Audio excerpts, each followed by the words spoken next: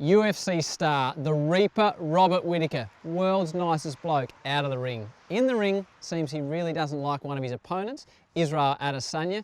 He hates to lose, and he's got real concerns about concussion and what it means for him moving forward. So at what stage in that fight, you said there's no time for conscious thought, but at what stage in a fight do you start to realise you are losing the upper hand? Well, that one, when I got dropped, that was kind of a good indication that I was losing it. So what happens? How does he drop you? Do you have, before it is about to happen, do you know you're in trouble at that point? No, you don't know. Like, and that's another thing. Like people say, "Aren't you afraid of being knocked out?" And to be honest, you don't know you've been knocked out until you wake up. Well, that's how it works. That's what being knocked out means. Yeah. And if you are conscious of the fact that the next shot's going to knock you out, and you don't dodge it of some sort, then you're an idiot. Yeah. Okay.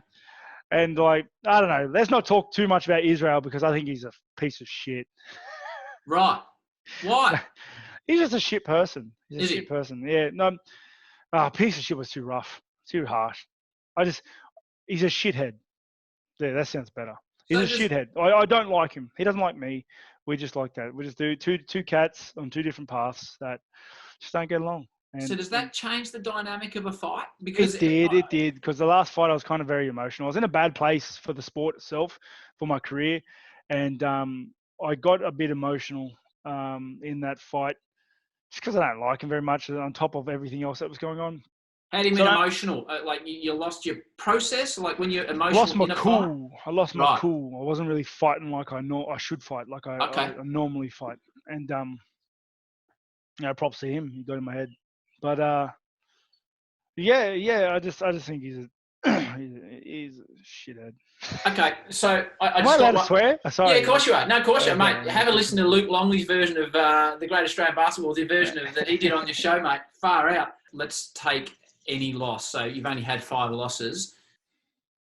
How do you feel about yourself in the hours and the days after you've been defeated? Where you just had that amazing description of the 12-week meeting lead up. What happens when it doesn't? And what have you learned about yourself in that situation? The best way is to describe it is that food loses its flavor. Right.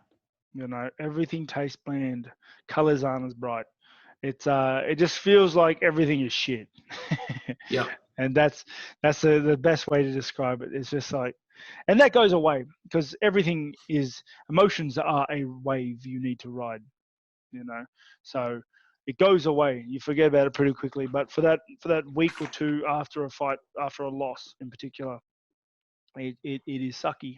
And obviously concussion is a major issue in world sport now. Does this enter your mind or can't it because of what you're going out there to do? No, it 100% enters my mind. And I'm very conscious of it as well. So I'm fortunate enough that my main style of fighting is to avoid getting hit. Yeah. So good. I'm not one of those guys, but there are a lot of style of fighters that they go in there and they take hits, they trade hits, they go shot for shot. I'm the opposite. I try to avoid getting hit, and yay me.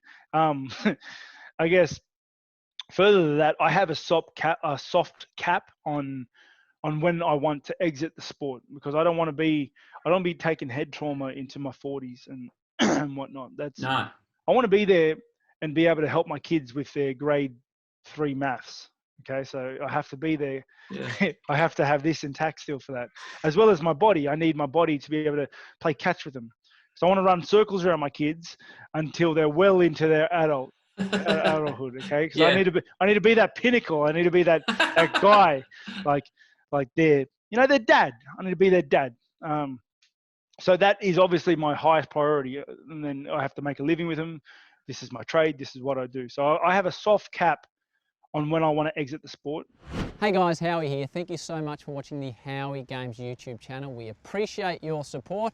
Now, if you want to hear the full podcast, you can just click on the link directly below. If you want to subscribe to the YouTube channel, which would be fantastic, bang, click right there. And if you want to see more clips, highlights and updates from the Howie Games, just go that way.